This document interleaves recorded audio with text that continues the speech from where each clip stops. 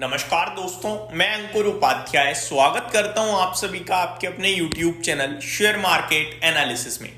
बाजार में एक बार फिर से अच्छी तेजी देखने को मिल रही है शुरुआती ट्रेडिंग सेशन में, जहां पे निफ्टी 23,200 के ऊपर इजीली कंफर्टेबली ट्रेड कर रहा है। हालांकि अभी शुरुआत है, एक घंटा भी नहीं हुआ बाजार खुले हुए, 9:58 का समय हो रहा है जब ये वीडियो शूट कर रहा हूं मैं मॉर्निंग में।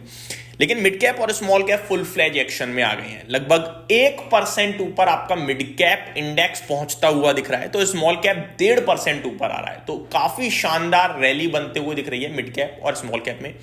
बट इस पे कितना भरोसा रखें, अभी इसको लेकर हम बात नहीं करेंगे, क्योंकि आज मंथली एक्सपायरी है। काफी वॉलेटिलिटी हो सकती है सेकंड हाफ में, बट अगर ऊपर की तरफ हम जितनी देर टिकेंगे वो कहीं ना कहीं ये संकेत देगा कि कॉल राइटर्स जो हैं वो ट्रैप हो रहे हैं, जिसकी वजह से बाजार गिरेगा नहीं, शॉर्ट कवरिंग का सहारा मिल सकता है। बट जिस हिसाब से स्टॉक्स भाग रहे हैं, ऐसा लग रहा है न केवल इंडेक्स स्पेसिफिक एक्शन है, प्रॉपर बाजार में स्टॉक स्पेसिफिक एक्शन भी है। इनफैक्ट स्टॉक स्पेसिफिक नहीं है, ब्रॉडर मार्केट में कुछ एक्सीडेंट्स भी हैं आज, उनके बारे में भी बात करेंगे।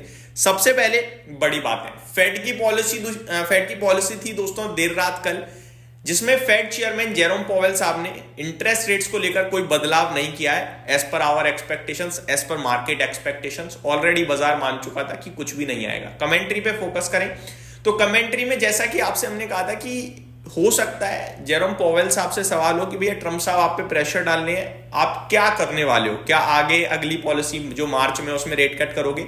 तो उसको लेकर फेड चेयरमैन जेरोम पॉवेल साहब ने क्लियर कट, जो हमेशा वो कहते हैं वैसा ही कहा कि डेटा ड्रिवन रहेंगे, हम डेटा पे फोकस करेंगे, जैसा डेटा होगा उसके हिसाब से काम करेंगे। अभी इस पे मैं कुछ नहीं कहूंगा।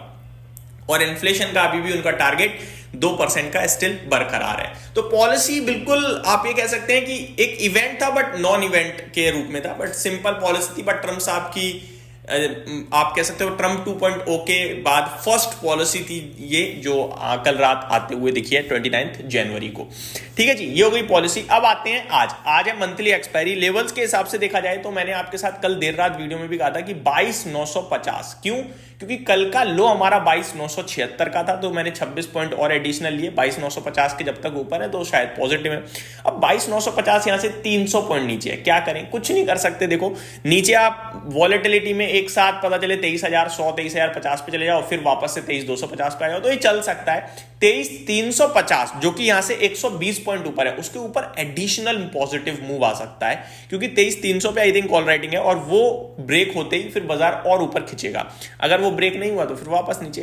तो आज मंथली एक्सपायरी चलेगा, वॉलेटिलिटी हो सकती है, और हो सकता है कि हम बड़ा मूव दे दें एक तरफ। बढ़ते हैं आगे। स्मॉल कैप मिड कैप जैसा कि मैंने बताया बेहतरीन कर रहे हैं। इसी की वजह से मार्केट ब्रेथ बहुत दमदार हो गई है। 1960 शेयर्स पॉजिटिव है, जिसके सामने 390 केवल नेगेटिव है। तो पोर्टफोलियो में एक बार फिर से इन्वेस्टर्स की उछाल आता हुआ दिख रहा होगा, जिस हिसाब से मार्केट ब्रेथ दिख रही है। तो सुपर है, 2 दिन कम से कम रिलीफ तो मिला, मतलब वन साइडेड टूटने का थोड़ा रिलीफ मिल जाए वही ठीक है। अब कम से कम इन्वेस्टर 5 दिन की गिरावट और झेल पाएंगे अगर होगी तो, क्योंकि रिलीफ मिल गया ना। अब जब कंटिन्यू बेसिस पे पैनिक मिलता है ना, तो फिर वो सौदा बिकवा देता है। अब थोड़ा रिलीफ मिल गया तो अब कहीं ना कहीं मार्जिन कॉल्स भी नहीं आएंगे, ये अच्छी बात है। लेकिन इस बीच में लोग ये भी सोच रहे होंगे बॉटम बन गया, खरीदो। तो भाई साहब कल बहुत बड़ा दिन है, कल नहीं परसों, माफ कीजिएगा, बजट है, उसके बाद देखना है क्या होगा क्या नहीं होगा। तो उछाल को भी समझा करो, गिरावट में लेने की हिम्मत नहीं होती, तेजी में सब खरीद लेते हो, ऐसा मत कीजिए। पैसे के साथ खिलवाड़ मत करो अपने, बस इतना ही कहूंगा। बढ़ते हैं आगे दोस्तों। Real estate, energy, metal sector अच्छा कर रहे हैं, तो आपके लिए ज्यादा कुछ, सभी अच्छा कर रहे हैं, ज्यादा कुछ नेगेटिव है नहीं। आईटी ऑटो को छोड़कर वो भी फ्लैट टू नेगेटिव दिख रहा है, ज्यादा कुछ खास नहीं। टॉप गेनर में पावर इंडिया, कल मैंने आपके साथ शेयर किया, इसके नंबर बहुत ही दमदार दिख रहे हैं, 20% ऊपर कूद गया। ये स्टॉक मैं हमेशा कहता हूं मुझे बहुत पसंद है, बट इसके वैल्यूएशन को देखकर मैं नहीं खरीद पाता हूं। देखो कहीं ना कहीं आपको कुछ ना कुछ छोड़ना पड़ेगा। तो मेरा सीधा सा सिंपल रूल है, अगर कंपनी अच्छी है और बहुत ही महंगे वैल्यूएशन है तो मैं छोड़ देता हूं उसे, जैसे कि मैंने ये भी छोड़ दिया। जुपिटर वैगन्स अपने नंबर के बाद 11% ऊपर आ रहा है। कल गिरा था, मैंने आपसे कहा था नंबर्स की वजह से तो नहीं गिरना चाहिए, क्यों गिर गया समझ में नहीं आ रहा, आज वापस कूद गया है। नेटवेब टेक्नोलॉजीज डेली बेसिस पे जब गिर रहा था, वीडियो बना रहा के कह रहा था मैं आपसे कि अगर इस तरीके से गिर रहा है तो बढ़ेगा भी, हाई ग्रोथ कंपनी है। एक बार फिर 10% ऊपर है। एसीआई जेबीएम ऑटो में भी बढ़िया मूव है। ओलेक्ट्रा ग्रीनटेक अपने नंबर्स के बाद ये भी कमाल करता हुआ दिख रहा है, 7% ऊपर, इसके बारे में भी डिस्कस किया था। टोटली गलत पड़े दोस्तों वोल्टास के केस में, हम जहां पे मैंने आपसे कहा नंबर ठीक ठीक दिख रहे हैं, इस नंबर पे अगर गिरता है तो फिर मौके ढूंढने चाहिए उठाने के, और गिरना नहीं चाहिए, बट 11% क्रैश हो गया। वोल्टास पता नहीं, इनफैक्ट मैं ये सारे गर्मी वाले शेयर देखूंगा तो ये निराश ही कर रहे हैं बाजार में, चाहे वो JSW एनर्जी हो चाहे वो वोल्टास हो। तो बहुत बुरी मार पड़ रही है दोस्तों। और दूसरा टाटा ग्रुप का टाटा मोटर्स, ये तो हर पोर्टफोलियो में जगह करके बैठा हुआ है और इस पर कभी सेलिंग की राय भी नहीं थी, इनफैक्ट हमने भी नहीं बोला कभी बेचने के लिए। बट कल नंबर्स बेहद खराब थे, मैंने आपके साथ क्लियर कहा था कि नंबर्स बहुत खराब दिख रहे हैं। हालांकि नीचे से संभल रहा है, ये अच्छी बात है बाजार की तेजी में, बट बहुत बुरा हो रहा है वो टाटा ग्रुप के साथ इस समय। वोल्टास 11% नीचे हो गया, 1300 रुपए पे आकर खड़ा हो गया वोल्टास का शेयर। वैल्यूएशन टर्म में महंगा रहता था, अब ये भी धीरे धीरे सस्ता होता हुआ दिख रहा है, तो मेरे को लगता है रीजनेबल हो गया है भाव। अब देखते हैं आगे कैसा रहता है। ये कुछ स्टॉक है। एक स्टॉक दोस्तों बिग अलर्ट करूंगा, वायरपूल इंडिया लिमिटेड 20% के लोअर सर्किट पे। गलती से भी एवरेज और फ्रेश एंट्री मारने के बारे में मत सोचना, बेच तो आप पाओगे नहीं। क्यों? प्रमोटर्स अभी रिसेंटली थोड़े समय पहले बेचकर गए थे, अभी फिर कह रहे हैं हम बेचेंगे। और अब प्रमोटर ही जब बार बार बेचने की बात करेगा तो फिर स्टॉक का क्या हाल होगा वो आप देख ही रहे हो। अब ये स्टॉक बहुत बड़ी समस्याओं में फंस चुका है और इस पर मैं डिटेल में बात करूंगा।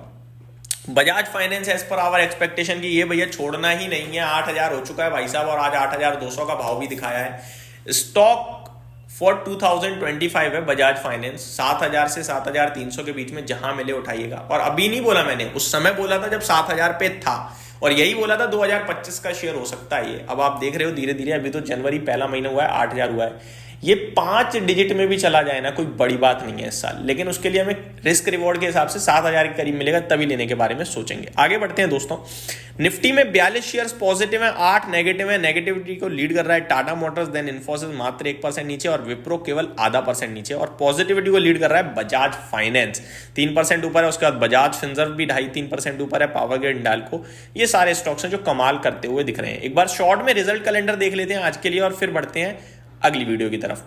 Larsen and Toubro, Bajaj Finserv, Adani Enterprises, Adani Ports, Bharat Electronics, Bajaj Holding Bank of India, GAIL, Max Health Care, Shri Cement, Tata Consumer Product, Dabur, Jindal Steel, PB Fintech, Waaree Energies, Prestige Estates, Phoenix Mills, Coromandel International, Kalyan Jewellers, Astral Limited, Ajanta Pharma, Vedant Fashion, doctor Lal Path Lab, Navin fluorine.